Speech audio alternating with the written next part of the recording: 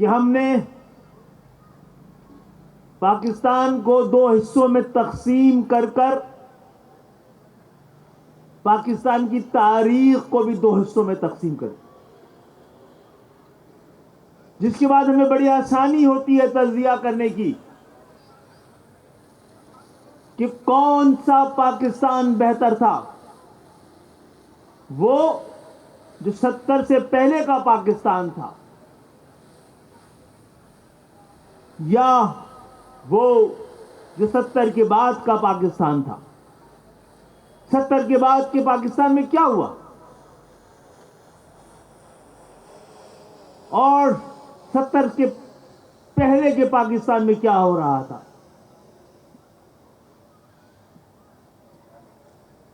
ہمیں پتا ہے کہ پاکستان اور پاکستان کی جمہوریت جتنی آزاد ہے اتنی ہی آزادی ہمیں لینی چاہیے سچ بولنے کی بھی۔ ابھی ہمارے آپ کے علاقے کے قومی اسمبلی کے منتخب نمائندے اور صوبائی اسمبلی کے منتخب نمائندے دونوں نے بات کی ہے ایک ہی مسئلے، وہ ہے مردم شماری، سینسس۔ مجھے یہاں کہنے کی اجازت دیجیے کہ کنسنسس نظر آتا ہے، قومی اتفاق رائے نظر آتا ہے ایک بار پھر کہ سندھ کے شہری علاقوں کی آبادی کو کم دکھایا جا سکے۔ آپ سن 70 کے بعد جتنی بھی مردم شماری ہوئی ہے پاکستان کے کسی علاقے سے کوئی ایسی شکایت قابل ذکر نہیں آئی ہے کہ ان کو کم گنا گیا۔ لیکن کراچی، خاص طور پہ کراچی اور سندھ کے شہری علاقوں میں آبادی کو جس قدر کم کر کے دکھایا گیا ہے، 72 کے مردم شماری میں ثابت ہو گیا، سزا ہو گئی اس کو کہ جس نے کراچی کی آبادی 53 سے 35 کر دی تھی، سب کچھ کر لیا گیا، ثابت ہو گیا، لیکن اعداد و شمار تبدیل نہیں کیے جاتے۔ جو کچھ ہمارے ساتھ ہو رہا ہے اس میں لگتا یہی ہے کہ شاید کوئی قومی اتفاق رائے پایا جاتا ہے، اور کس شہر کے حوالوں سے، کن لوگوں کے حوالے سے؟ وہ شہر جو اس ملک کو پال رہا ہے، پاکستان کی معیشت کی شہ رگ ہے، پاکستان کے نظریے کا آج بھی مرکز ہے، جس کی پاکستان کا صنعتی تجارتی آج بھی مرکز ہے، کیپٹل ہے، ایک ایسا شہر جس کی اس پاکستان کو IMF سے زیادہ ضرورت ہے۔ ہم کئی بار کہہ چکے ہیں مذاکرات کیجئے اس شہر سے، IMF آپ کو نہیں بچا سکتا، کراچی آپ کو بچا سکتا، اور کراچی میں بھی کراچی کے اصل وارثوں سے بات کریں، مجھے کہنے دیجئے، کراچی جن کا ہے ٹیکس وہی دے رہے ہیں جو پورا پاکستان اس شہر میں آگے بسا ہے، وہ ٹیکس دینے کا عادی نہیں ہے، اس شہر میں رہ کے بھی ٹیکس دینے کا عادی نہیں ہے۔ ہم تو ہزاروں اس شہر کی کچی آبادیوں کے بجلی کے بل بھی وہی لوگ دے رہے ہیں جو یہاں بیٹھے ہیں،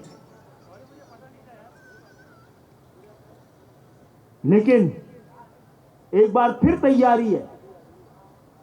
ایک بار پھر خوف نظر آتا ہے اس شہر سے، ایک بار پھر نفرت نظر آتی ہے اس شہر سے، ایک بار پھر اس شہر کے خلاف سازش کی بو نظر آتی ہے۔ اگر آپ کسی مجبوری کی وجہ سے، کسی کمزوری کی وجہ سے، کسی نالائقی کی وجہ سے ہمیں کم گن پا رہے ہیں، وسائل نہیں ہے، عملہ صحیح نہیں ہے، تو یہ ساری واردات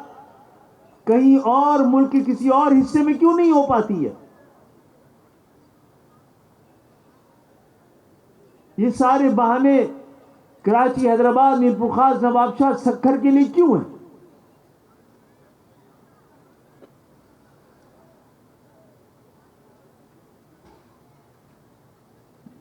عزیز تحریکی ساتھیوں، آپ کی، ہم سب کی کوششوں سے، مطالبے سے، سیاسی جدوجہد کی وجہ سے پہلی دفعہ بر صغیر کیا پورے خطے میں پہلی دفعہ وقت سے پہلے الحمدللہ ہم کامیاب ہوئے ایک بار پھر مردم شماری کروانے میں۔ ایک سیاسی جماعت یہی کروا سکتی ہے، اس کے پاس پولیس، فوج، رینجرز،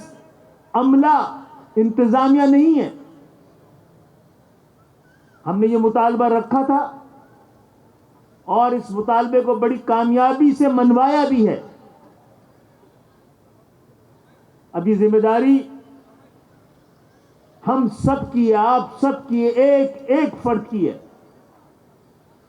یہاں بیٹھے ہوئے تمام لوگوں سے یہاں آنے کی کے بعد آپ کے اوپر یہ ذمہ داری عائد ہو جاتی ہے، ایم کیو ایم کے تمام کارکنوں پہ، ایم کیو ایم کے تمام ذمہ داروں پر، ایم کیو ایم کے تمام سپورٹرز پر، ووٹرز پر، اور اس قوم کے تمام بیٹوں پر، بیٹیوں پر، کہ آج کی شب سے ہی نکلیں اور اپنے گلی اور محلوں میں ان لوگوں کو جا کے ڈھونڈیں جنہیں نہیں گنا گیا۔ حکومت آپ کو نہیں گنے گی، آپ کو نہ گننے کی سازش ہے، یہاں پر آپ کو کم گننے کی سازش ہے۔ پورا انتظام یہی ہے کہ آپ کو کم سے کم گنا جائے، اور اس سازش کو ناکام کرنے کا واحد طریقہ یہ ہے کہ ہم کو ہر حال میں خود کو گنوانا ہے۔ نہیں گنا جائے جس ایک شخص کو بھی، وہ آ کے ہمیں بتائے، اپنے نمائندوں کو بتائے، اپنے ٹاؤن کو بتائے، ٹاؤن انچارج کو بتائے، بہادر آباد کو بتائے، تاکہ وہ لاکھوں بلکہ کروڑوں لوگ جن کو نہیں گنا جا رہا، ان کی فہرست ہم ذمہ داروں کو بھی اور دنیا کو فراہم کریں۔ مردم شماری ایک قومی تقاضے کے ساتھ ساتھ ایک عالمی تقاضا بھی ہے۔ دنیا اس وقت ایک گلوبل ولیج ہے، سب چاہتے ہیں کہ صحیح آبادی جس علاقے کی جتنی ہو وہ گنی جا سکے، اور جب ایک ریاست مردم شماری ہی نہیں کروا پا رہی ہو کسی وجوہات سے، الف پہلی بات تو یہ کہ اس کا جواز دنیا ہم سے مانگے کہ جو اپنے لوگوں کو نہ گن سکے۔ دوسرا یہ کہ پورے ملک کو چھوڑ کر گزشتہ 50 سال میں یہ طریقہ واردات، یہ غلطی، یہ کوتاہی صرف کراچی، حیدرآباد، میرپور خاص، نواب شاہ تک کیوں ہے؟ میں تو کئی بار کہہ چکا ہوں، آپ کراچی سے ٹیکس نہیں لیتے، آپ ہم سے جزیہ لیتے ہیں شاید۔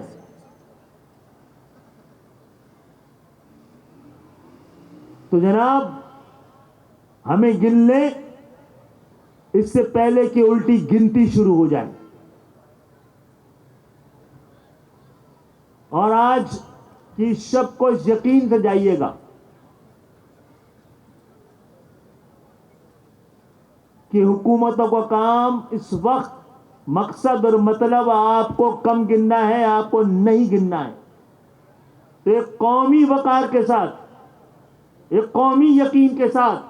ایک قومی ذمہ داری کے ساتھ، ہم میں سے ایک ایک آدمی کی ذمہ داری، پہلی ذمہ داری یہ ہے کہ وہ خود کو گنوائے، اپنے بیوی بچوں کو گنوائے، اپنے خاندان والوں کو گنوائے، اپنے محلے والوں کو گنوائے۔ آج جو لوگ یہاں بیٹھے ہیں، ان پہ سب سے بڑی ذمہ داری ایم کیو ایم کے لوگوں پر، ایم کیو ایم کے ذمہ داروں پہ، کہ قوم نے 40 سال سے آپ کو ہی مانا ہے، جانا ہے، اور آپ نے ہی ان کو گنوانا اور منوانا ہے. تو ہم وقت گزرنے کے بعد احتجاج اور اعتراض کرنے تک اپنے آپ کو محدود نہ رکھیں. ہو سکتا ہے کیسے حالات پیدا ہو جائیں کہ اس کی تھوڑی مدت اور بڑھ جائے, وہ بھی گزر جائے گی. اگر ایم کیو ایم کے ایک کارکن نے اپنے آپ کو اس بات کا ذمہ دار نہیں سمجھا, لوگوں کو گنوانے کی ذمہ داری میری اور آپ پر تاریخ نے ڈالی ہے, اور تاریخ ہمیں اور آپ کو مجرم گردانے گی. تو تمام کام چھوڑ کر پہلے خود کو گنوائیں, منوائیں, پھر مل کر اپنی نئی طاقت کے ساتھ نئی اور تازہ جد و جہد کا آغاز کریں. ہماری خواہش یہ ہے, ہمارا خواب یہ ہے, ہمارے بزرگوں تک ہمیں جو امانت ملی ہے اس کا تقاضا یہ ہے کہ ہم پورے پاکستان کو اپنے ساتھ لے کے چلیں. ہم چاہتے ہیں کہ ہم نے پاکستان کو بچانے کا جو ماڈل سیاسی رویہ, سیاسی انداز اپنایا ہے, پیشہ ور سیاست سے دور رکھا ہے, اور پاکستان کے ایوانوں میں, اس جاگیردارانہ جمہوریت میں, اس جاگیرداروں سے سجے ہوئے ایوان میں کہیں پاکستان بیٹھا ہوا ہے تو وہیں بیٹھا ہے جہاں ایم کیو ایم بیٹھی ہوئی ہے. تو ہم چاہتے ہیں کہ ایوانوں کا صرف ایک ٹکڑا, 7 یا 27 لوگ ہی پاکستان کی نمائندگی نہیں کر رہے ہوں, بلکہ 30, 300, 350, ایک وہ تمام لوگ جو ایوانوں میں پہنچے ہیں اور جن کا کام عام پاکستانیوں کے لیے قانون سازی کرنی ہے, وہ ایک پاکستانیوں کو. اور پاکستانی کون؟ وہ پاکستانی جو عام پاکستانیوں کو دکھ کو جانتا ہو, درد کو جانتا ہو, اور نہ صرف عام پاکستانیوں کے مسائل کو, دکھ کو, درد کو سمجھتا اور جانتا ہو, بلکہ زندگی بھر اس سے نبردآزما بھی رہا ہو, اس درد میں شریک رہا ہو, اس دکھ کو اٹھایا ہو, اس عام پاکستانی کی طرح کی مشکلات اور مجبوریاں صحیح ہوں. تو میں پاکستان کی حکومت کو, مملکت کو, ریاست کو یہ سمجھتا ہوں اور یہ کہنا چاہتا ہوں کہ آپ نے پاکستان کو آج اس حال تک پہنچا دیا ہے جہاں پر اس کو ہر طرح کے خطرات ہیں, معاشی دہشت گردی سے لے کر اور مذہب کے نام پہ کی جانے والی دہشت گردی تک, سب اس سے اس وقت پاکستان بری طرح سے متاثر ہوتا ہوا نظر آ رہا ہے. آپ کے تمام تجربے ناکام ہوئے ہیں, آپ کے تمام منصوبے فیل ہوئے ہیں. ایک پروجیکٹ تو ابھی ناکام ہوا ہے, 30-35 سال سے پالا ہوا پروجیکٹ عمران خان ابھی ناکام ہوا ہے. آپ خواص پہ نہیں, پاکستان کی عوام پر, پاکستان کے عام بیٹے پر, کسان کے بیٹے پر, مزدور کے بیٹے پر, چھوٹے تاجروں پر اور ان کے اولادوں پر, ہر علاقے سے, چاہے لاہور کی کچی آبادیاں ہوں, چاہے خیبر پختونخوا کے پہاڑوں میں پلنے والے نوجوان ہوں, چاہے مستونگ اور پشین میں رہنے والے بلوچ ہوں, چاہے لاڑکانہ, کراچی, حیدرآباد کے middle class, lower middle class اور لوور کلاس کے نوجوان ہوں, آپ ان کا راستہ روکیں گے تو دنیا پاکستان کا راستہ روک کے رکھے گی. آئیے خود کو, خاص طور پر میں مہاجروں کو کہتا ہوں, آپ خود کو گنوائیں کہ آپ کے گنوانے سے پاکستان دنیا بھر میں اس قابل ہوگا کہ اس کو کوئی اہمیت دے سکے. اور اس کے ساتھ ساتھ وہ تمام قومیتیں جو اس شہر میں رہتی ہیں, جن کے دکھ, درد اور مسائل ہم جیسے ہیں, تو مسائل, دکھ کا رشتہ, درد کا رشتہ ڈر کے رشتے سے بڑھ کے ہے. ایم کیو ایم کا اپنے لوگوں سے ڈر کا رشتہ نہیں تھا, درد کا رشتہ تھا. اسی درد کے رشتے کو مضبوط کریں, اس سے مضبوط کوئی اور رشتہ نہیں ہوتا. ہم یہی رشتہ, اس کو پورے پاکستان میں ایک سائبان کی طرح پھیلا کر نئی جدوجہد کا آغاز کرنا چاہتے ہیں، لیکن آپ بار بار مردم شماری کے ذریعے، ووٹر لسٹ کے ذریعے، جعلی حلقہ بندیوں کے ذریعے، کوٹا سسٹم کے ذریعے، آپریشنز کے ذریعے، سازشوں کے ذریعے پاکستان میں آنے والے اس انقلاب کو روک کے رکھا ہے۔ ہاں الحمدللہ ہم اپنے حصے کا انقلاب اپنے علاقوں میں لا چکے ہیں، اور اس بات کی ضرورت محسوس کرتے ہیں کہ اس انقلاب کو پاکستان کے باقی علاقوں میں لے جا کر پاکستان کو بچایا جا سکے، پاکستان کو آگے بڑھایا جا سکے۔ ہمارے اجداد نے اس وطن کو ملت اسلامیہ کے لیے ایک ماڈل بنانے کا خواب دیکھا تھا، لیکن جن لوگوں کے ہاتھ میں یہ پاکستان آزادی کے بعد میں آیا، اور کیا بڑا المیہ ہے، کیا آزادی کے بعد پاکستان ان کے ہتھے لگا جو دنیا کے بہترین غلام تھے، اور جو بہترین غلام ہوتے ہیں وہ بدترین آقا ثابت ہوتے ہیں۔ 75 سال کی ہماری تاریخ ثابت کرتی۔ تو ہمارے اجداد اس کو، پاکستان کو ملت اسلامیہ کا ماڈل بنانا چاہتے تھے، ان سب حکمرانوں نے اس کو منڈی بنا کے رکھ دیا ہے۔ تو آئیے، ہمیں ابھی الجھایا ہوا ہے پاکستان میں کوئی اور قومیت، کوئی اور علاقہ مردم شماری میں اس طرح اس کی زندگی اور موت کا مسئلہ نہیں بنا ہوا ہے، کسی کی ریڈ لائن اور ڈیڈ لائن نہیں ہے، آپ نے ہمیں مجبور کر دیا ہے۔ تو ایسا کوئی بھی نتیجہ مردم شماری کا جس میں ایک بار پھر مہاجروں کے ساتھ، سندھ کے شہری علاقوں کے ساتھ کھلی ننگی دھاندلی نظر آئے گی، تو آپ ہمیں طریقہ کار بتائیے، مملکت، حکومت، ریاست ہمیں طریقہ کار بتائے کہ کیوں اور کس جواز کی وجہ سے ہم ایسی مردم شماری کو قبول کریں، مانیں اور تسلیم کریں۔ ہم سب کو کہتے ہیں، ہم نے اپنی قومی شناخت کے لیے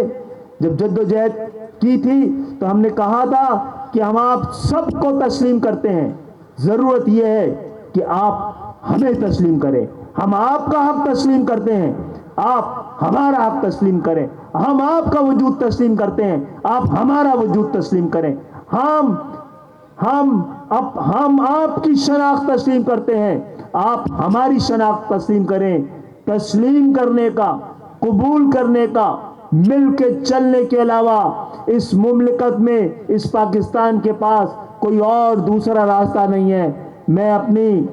اس گفتگو کو، اس پیغام کو، اس دعوت فکر کے ساتھ، اس دعوت اتحاد کے ساتھ اور اس دعوت شمولیت کے ساتھ ختم کرنا چاہ رہا ہوں کہ پاکستان کے تمام مظلوم، محروم، مجبور اور متوسط طبقے کے لوگ، آئیے ہم مل کر پاکستان کو پاکستان کے اصل وارثوں کے حوالے کریں۔ ہم تیار ہیں، تیار آپ کو ہونا ہے۔ بہت بہت شکریہ آپ سب کی آمد کا۔ رمضان تک خود کو گنوا لیں تاکہ عید کے بعد نئی جدوجہد، ایک تازہ جدوجہد، ایک نئے اور تازہ عزم کے ساتھ کہ الحمدللہ آج ہمارے پاس ایک متحد، منظم،